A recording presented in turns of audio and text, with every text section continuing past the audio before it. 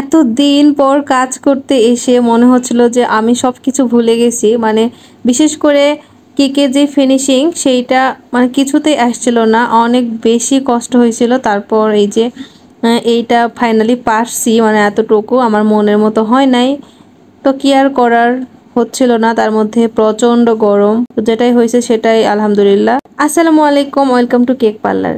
ঈদ মোবারক সবাইকে। সবাই কেমন আছেন? আশা করি সবাই অনেক বেশি ভালো আছেন।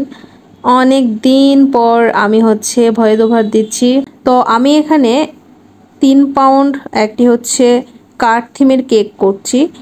তার জন্য শুরুতেই আমি হোয়াইট কালার ক্রিম দিয়ে কাভার করে নিয়েছি, যেটার ভিডিও আমি করি নাই। মানে আমার স্মুথ ফিনিশিং আসতেছিল না, অনেক দিন পর এই কেকটি মানে শুরু করছি, তো ফিনিশিং আসতেছিল না, খুব কষ্ট হচ্ছিল। তো যেটাই পারছি তো সেটাই করছি। তো হোয়াইট কালার ক্রিম দিয়ে কাভার করে নেওয়ার পর সাইড দিয়ে আমি ইয়েলো আর ব্লু কালার দিয়ে এরকম একটু মানে এটা দিয়েছিলাম ছোট্ট সাইজের একটা পালেট নাইফ দিয়ে দিয়েছিলাম। তো এটা দেওয়ার পর শুরুতেই আমি যেটা করছি, এখানে আমি বেশ ফন্ডেন্ট তো না, চকলেট পেস্ট দিয়ে যেহেতু আমি কাজ করি, তো চকলেট পেস্ট দিয়ে এখানে আমি কিছু টপার্স বানিয়ে রেখেছিলাম কার্ড, তারপর হ্যাপি বার্থডে লেটারগুলো কাট করে রেখেছিলাম। তো যেগুলো টপার্সগুলো বানায় রাখছিলাম সেগুলো সেট করব। তো তার আগে আমি এখানে হ্যাপি বার্থডে লেখাটা আমি সেট করে নিচ্ছি, কারণ আমার কাছে কেন জানি এই লেটার কাটার দিয়ে কাট করে নেওয়ার পর লেখাটা সেট করার আগে মানে আগে সেট করলে আমার কাছে কেকের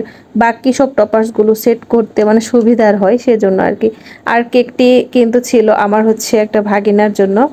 আমার ভাগনার জন্য তার ফার্স্ট বার্থডে ছিল, তো তার জন্য কেকটি করছিলাম। গত দিনের ছিল কেকটি।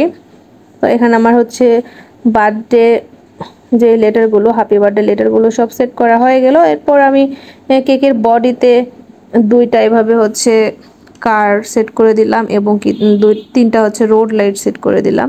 এর আগেও ডিজাইন করেছিলাম, কয়েকবার করছিলাম, ভিডিও শেয়ার করছিলাম এবং ছবি তো অনেকবার শেয়ার করা হয়েছে। অনেক দিন পর আবারও এই ডিজাইনটি দিয়েই কাজ শুরু করলাম। তো এই তো আমার বডিগুলো সেট করা হয়ে গেল। এরপর উপরেও একটা আমি এভাবে সেট করে নিলাম, আর এরপর একটা গ্রাস নজেল দিয়ে আমি উপরে যে কার্ডটা সেট করলাম সেই কার্ডের চারো সাইড দিয়ে এভাবে একটা ঘাস দিয়ে নিলাম। আর এই ঘাসগুলো কিন্তু দেওয়ার একটা টেকনিক আছে, মানে একেবারে কেকের সাথে নজেলটা লাগানো মানে টাচ করা যাবে না, একটু আলতো করে করে সেট করতে হবে, এতে করে ঘাসগুলো ভালোভাবে বের হবে নজেল দিয়ে আর কি। তা না হলে দেখা যাবে যে নজেলের মাথা একবারে ব্লক হয়ে যাবে, তখন ঘাসগুলো ভালো করে মানে সুন্দর লাগবে না সেই ক্ষেত্রে।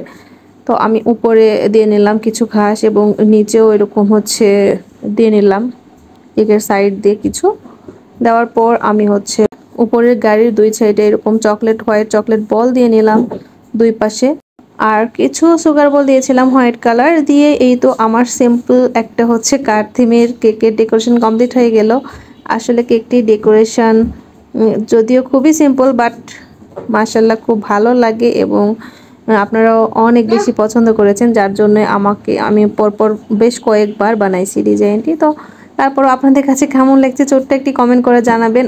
আর আরেকটা বিষয় আমি ক্লিয়ার করতে চাই যে অনেকেই আপনারা মেসেজ করতেছেন কেকের জন্য, তো আমি আপাতত থিম কেকের অর্ডার কিন্তু নিচ্ছি না। আমি যেগুলো নন কাস্টমাইজ মানে ক্রিমের ডেকোরেশন সেগুলো টুকটাক অর্ডার নিচ্ছি, একেবারে না নেওয়া যে তা না। অনেকে আপনারা জানতে চাচ্ছেন সেজন্য আর কি ক্লিয়ার করলাম যে অনেকে আপনারা মেসেজ করতেছেন, ফোন দিচ্ছেন যে কেকের অর্ডার নিচ্ছি কিনা। তো আমার এখনো দুইটা পরীক্ষা আছে, 24 এবং 27 তারিখ দুইটা পরীক্ষা হলে আমার আলহামদুলিল্লাহ পরীক্ষা শেষ হয়ে যাবে।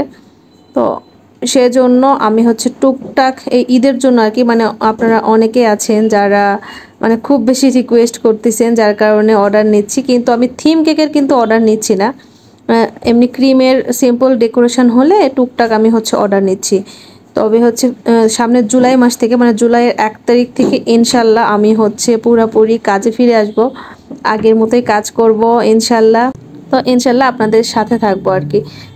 এই ছিল বলার আমার। তো এই ছিল আজকের ভিডিও। সবাই ভালো থাকবেন আর এনজয় করবেন ঈদে, আর আমার জন্য একটু দোয়া করবেন। আর ডিজাইনটি কেমন হয়েছে ছোট্ট একটি কমেন্ট করে জানাবেন। সবাই ভালো থাকবেন, আল্লাহ হাফেজ।